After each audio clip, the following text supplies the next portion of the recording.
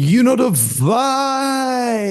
Welcome back to another episode of the Hoop Genius podcast, brought to you by NBA 2K24. It's myself, Mavericks, alongside me as always, the three-time NBA champion, Mr. BJ Armstrong. BJ, how's Chicago treating you? You love the life out Oh there. yeah, I got on my jacket. You don't normally see me with a jacket. The Chicago weather. I got my NBA Oh, don't passes. show that. Don't show that. Don't show that. Don't show that. We got to My edit that NBA out now. You're not allowed to show that in pictures, otherwise they take it off. They oh, can't take yours off you. I can show you my NBA picture. I can show It, you it's my on, it's on NBA. the small print on the back. It says if Oh, if you ever take a picture and you're wearing it, you have to turn it around so people can't see the front. really? Didn't Yeah. know that. I know No, people in the media. Well, I don't know them, but I've seen them get removed from events because they posted a picture online. really. So I've got Okay. loads of these NBA credentials, but I can never take a picture with them because Oh, I didn't that's know that's the that. I rules. didn't. I got my But kid. I Well, don't think they can get rid of you the same way they can get rid of me. So oh yeah. Well, we don't want to. We want to. We don't want to break the rules. So. yeah. We'll have to work on that and edit. But um, a great night in the NBA, BJ. Great Yes. night in the NBA. The Boston Celtics advanced to the conference finals for the sixth time in Oh, 8 years. look They at that. beat the You saying Cleveland that with a smile. Look at Cavaliers you. 4 games to 1 with a 113-98 win. And BJ, this was actually a horrible game. You know, to start the game, the Celtics offense was absolutely abysmal. The Cavs were very much in this one. And then Al Horford turned around and said, well, he didn't really say this. I'm just thinking this is his thought process. I'm Sure. too old to go to Cleveland to play game six. Let's just win this right now. And Al Horford, he had an Al Horford game, 22 points, 15 rebounds, 5 assists, 1 steal, and 3 blocks. He Okay. said, listen, I'm too damn old to fly to Cleveland for a game Hey, six. We are winning tonight, whether you like it or not. you get one game a month for Big Al. You get one game, and here it is. Well, we Okay. might need a few more if Porzingis doesn't return, but what a game it was. He was making hustle plays. He was playing great defense. He was knocking down his threes on offense. He hit 6 of them tonight after being in a little shooting slump. So shout out to Big Al. And also Jason Tatum, 25 points, 10 rebounds, 9 assists, 4 steals, and just 1 turnover at the end of the game. Great night for Jason Tatum as well. Drew Holiday gave them 13. Derek White gave them 18. And Jaylen Brown gave them 11. A quite quiet night from him, but Peyton Pritchard gave them 11 off the bench. For the Cleveland Cavaliers, they were without Donovan Mitchell. They were without Karis LeVert and Jarrett Allen. Reportedly, some people in the Caps organization are annoyed that he wouldn't take a shot in his ribs to go through the pain and play, and which I think is ridiculous because he couldn't even lift his arms above his head with his broken rib. But they were led by Evan Mobley's 33 points, 7 assists, 7 rebounds, 4 assists. They've really figured something out with Mobley. He had a steal and 2 blocks. Darius Garland, another quiet night. 11 points. But Marcus Morris was the star of the show for the Cavs. He dropped 25 off the bench, including 5 of 6 from downtown. But the Celtics win. The Cavs are eliminated once again. And immediately after the game, Adrian Wojnarowski tweeted out, it was kind of a weird thing to hear from the Cavs after the game. Woj tweeted out, after an Eastern Conference semifinal loss to the Celtics with a shorthanded lineup, the Cavaliers plan to take time to evaluate coach JB Bickerstaff's future. The organization remains fond of him and marketplace is sparse of proven candidates. There will be a lot of conversations on different ways to proceed for a franchise that reached the Eastern semis for the first time since 2018. So I read that and I'm thinking, what you're saying is, great job. Your starting center was injured, your best player was injured, but we just want to announce to the media and the world that we might not have you back as our head coach. And we want everyone out there to know that, which has led me to the thought process of, do you think this is part of them trying to retain Donovan Mitchell and maybe Donovan Mitchell wants another coach and they're letting him know that they are flexible on who could be the coach of the team if he was to choose to stay? Well, you could take this a lot of ways, but I will say this. I would not be surprised after being here well for the entire week. I've been here now for 3 or 4 days and meeting with teams and I think I meet with Cleveland and their team tomorrow. It would not surprise me if they go in a totally different direction with this group. I would not be surprised. And the reason I wouldn't be surprised is because it's obvious to me now that, a player who, I try not to be like entirely wrong, when you do a draft. So, like you heard me, you recall I before the draft, I told you about Evan Mobley. I go, man, I Yeah, really many like this times. Our kid. listeners Okay. know very well. Yes. But you know what I learned about Evan Mobley? He's a center. Yes, he's always played center, and they play him at the power forward. Yeah, but his rookie year, he played small forward. But his agent was telling the Cavs not to draft him. That came out today as well. Okay. Well, I happen to know his agent.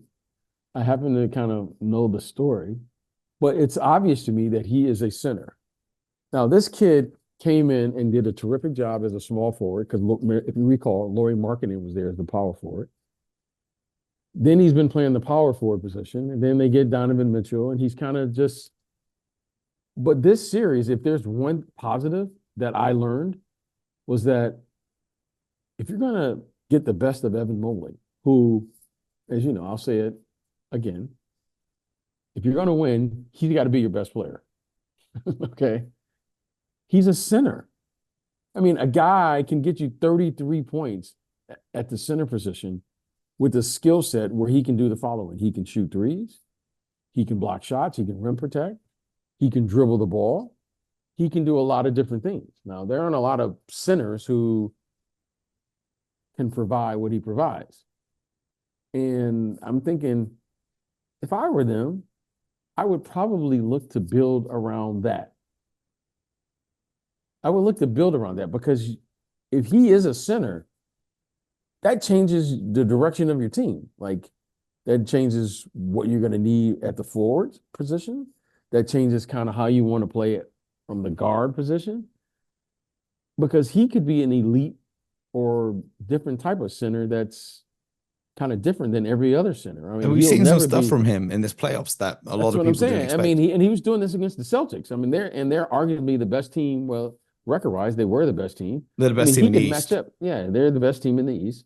And he can match up with anyone. I mean, because of his, versatility. So I would not be surprised. I say all of that to say the following. I wouldn't be surprised if there's some big changes there.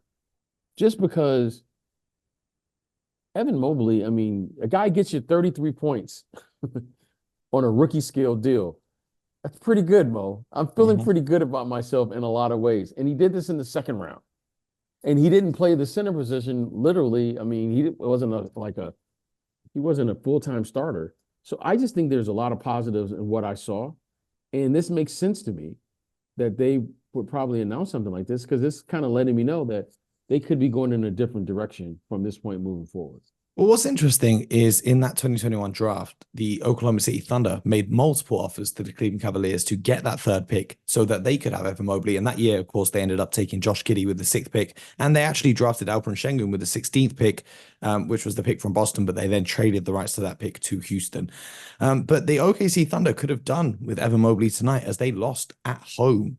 Game number 5. They're now down 3-2 in the series as Dallas took the 104-92 win. An absolutely great performance on the road in a statement game. Luka Doncic, 31 points, 10 rebounds, 11 assists. And the best part of this, PJ, I've never seen Luka so locked in. He was barely, by his standards, complaining to the officials. Kyrie Irving, a quiet night from him, 12 points, 5 of 11 shooting. But Derrick Jones Jr., 19 points. PJ Washington had 10. He stepped up late. Daniel Gafford had 9. Derek Lively had 11 off the bench. Josh Green had 5. Tim Hardaway had 5. So they got some nice contributions all round. And for the OKC Thunder, you had Shai Gilgeous-Alexander with another 30 piece. But really not much aside from that. Chet had 13. Dort and Jalen Williams had 12 apiece. Josh Giddey was not in the starting lineup. They replaced him with Isaiah Joe, who finished with 6 points, picked up 2 fouls at the beginning. He looked like he was trying to really force some things. And Giddey actually had his best performance coming off the bench with 11 points, 5 of 8 from the field.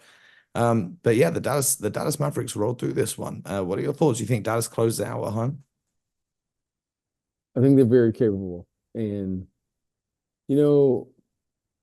when a game like this, you can see, the experience of the Dallas Mavericks. I mean, they just were the more experienced team. They played in more bigger games. They played in more meaningful games, I should say, than the Thunder. And you can just tell they don't panic under duress. Like this is a team. They're probably the West Coast version of your Celtics. They have slip ups, but they bounce back.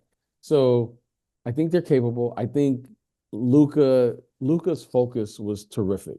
Okay, if there's anything, he really was focused.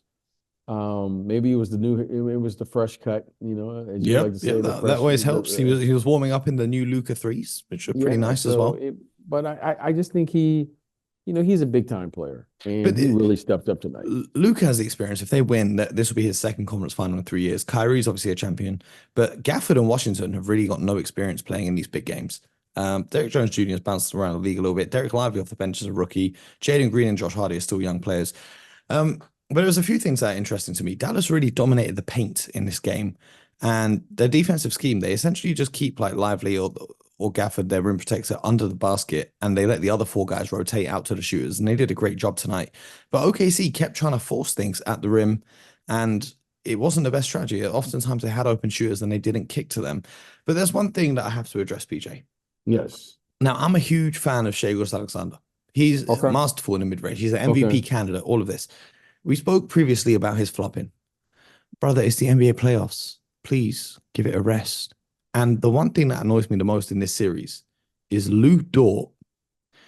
When Lou Dort is trying to fight over a screen, he has a new tactic. Well, it's not new because he's been doing it all season. He just throws himself into the air and tries to make it look like an illegal screen, and he lands himself on the floor. But this is the NBA playoffs. There is no space flopping. And there's a number of times where either the refs fall for it or oftentimes they don't. And then you're left with playing 4-on-5 defense with Lou Dort on the floor. So that's just one thing that I would like to address for the OKC Thunder because I'm tired of it. Again, I'm tired of the flop. This is the playoffs. I don't want to see. If you want to do flopping, keep that for the regular season.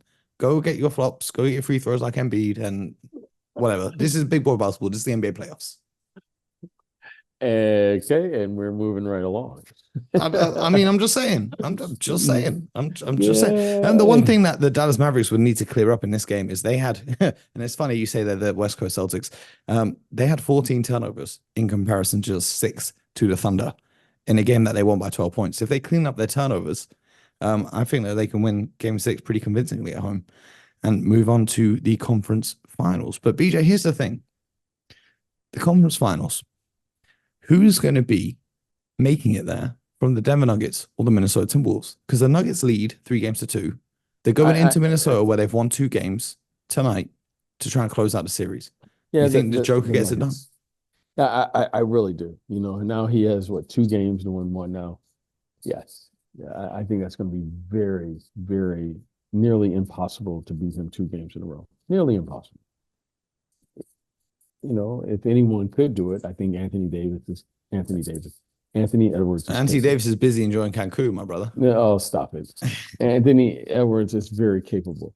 So, but I think it's highly, highly unlikely that you can beat a Luka. Where am I going tonight? BJ, did you have a glass of wine with your dinner? I did not. No, but it is late here. It is late. I feel like it's 6:30 in the morning here. Yeah, but it's late. This is like the episode a few weeks ago when everything was just chaos. It's a highly unlikely that you can beat a Jokic-led team and beat them 2 games in the playoffs. So I'm gonna say the Denver Nuggets are going to take care of business, take care of what they need to take care of, and then move on to the next round and be ready to play the winner between the OKC Thunder and the Dallas Mavericks. Now, obviously, getting Mike Conley back, I don't know if he's going to be playing tonight, is going to be a huge help for them. That primary ball handler who can organize the offense. But if you are the Minnesota Timberwolves, what's your game plan going into this one? Because in the last game, you tried that single coverage on Jokic and it clearly didn't work. So what's your game plan going into this? What are the kind of matchups you'd be looking to play? And how would you try and scheme to win this game at home and go to a Game 7? Yeah, I was talking to a friend today, and it's one thing, there's different levels that you play to. And if there's one thing that I would like to say to the Minnesota Timberwolves, because they have a very nice team. They have a very good team. I mean, this with experience and with a few tweaks here and there, right? I think this is a championship caliber group. I really do. I mean, they have a marvelous player. When Ant-Man is 22, you have Rudy Gobert He may be All-time struggling. defensive He, player of the year, yeah, he may apparently. be struggling against why did I say Jokic? He may be struggling against Jokic. However, he is he's a terrific, rim protector. You have McDaniels, Nas Reed, McDaniels, Alexander, yeah, McDaniels, Alexander Walker. Alexander Gilchrist, and those guys. So I think they have a really nice core group, cats, and they just have to figure out what they're going to need now.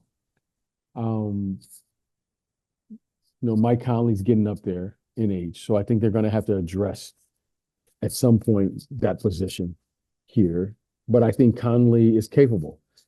Now, how capable? You know what? We can debate that. But I still think he's capable. I think he's an important part. I think they signed him to an extension. Um, but the thing that is glaring in the last, at least over the last 3 games, is that the Denver Nuggets started playing championship caliber basketball. Very few teams can play that for extended length of time. Now they've done it for 3 games in a row. I mean, Mo, their backs were literally against the wall, and they took it in stride. I mean, with the exception of game 3, this Minnesota team came out with a little fight, and there's nothing they can do because they're not able to play to that level. Now, the one thing I would like to say to Minnesota, this is part of the growing pains. You feel good, you can compete. However, you got to learn how to compete at this level. And I think the thing for Ant-Man to learn and take from this is to see the difference between the regular season, the postseason, and then what it takes to be the best player in a series. This kid Jokic took his game to another level. And I think this is something Ant-Man can learn. You got to see it. You talk about it. You talk about clutch. You talk about being a big time performer. Well, you don't know who you really are until you get to a moment. You're down 0-2. I don't know how many people will have the poise and the character to be able to play under this level of duress and perform. I mean, he has really been sensational. Okay. And I'll say this last thing. But here's the thing. I think Anthony Edwards has the capability to do the same.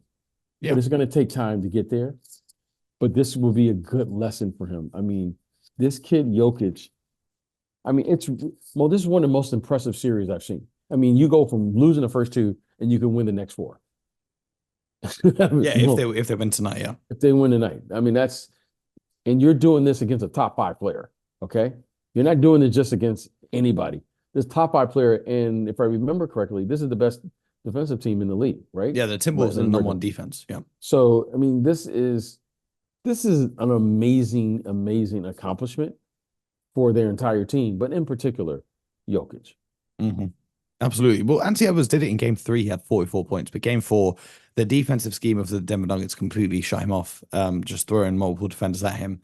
And it is tough. It is tough. And that's a learning experience for a young player to see all these different types of coverages in the NBA playoffs where teams have days in between games to kind of plan and scheme and whatnot. So it's going to be interesting to see how this series goes, BJ. A game 7 would be very fun, but I think that all the momentum is with the Nuggets right now. But you never know. You never know. And that's the beauty of the NBA playoffs. But there is one thing you do know. That will be here with the Hoop Genius podcast, breaking it down for you. So make sure you subscribe to the show on YouTube, Spotify, Apple, or wherever you get your podcast from. BJ, anything else happening in Chicago? Any other rumblings that you'd like to share with us? It's a lot of meetings right now, Mo. So we're gathering a lot of just information about the draft. And it's the thing that is obvious, I want to be the master of the obvious here, is that this is not a top-heavy draft. There aren't like a lot of, big names with, oh, this guy's the first pick, this guy's the second, when you talk about the tier. It's not top-heavy. But you know what it is, Mo? You know what I have learned? I think this is going to be a pretty good draft. It's going to be a deep draft. Like from 3 to 4 down, it's going to be some really good players there. I mean, really good players. And like I said, you may not have the big names like I mean, Wembanyama is, that's a generational talent. You see players like Anthony Davis and David Robinson and Shaquille O'Neal. They're kind of like lead, that's the prize for getting the number one pick. You might not have that, but Mo, there's some really good players in this draft. So I'm really excited about it. I'm excited about the draft. We kind of finish up here, Friday, Saturday, and then we get back to work at it. And before we know it, Mo, we'll be at the NBA Finals, I hope so. and then the draft comes, and then summer league, and then It's we're right non-stop, around. B. Everything's right around the corner. It doesn't stop. It's non-stop, and we're gonna be with you the whole way through. So hopefully you're rocking with us on the Hoop Genius podcast. And until next time, my good people, get buckets.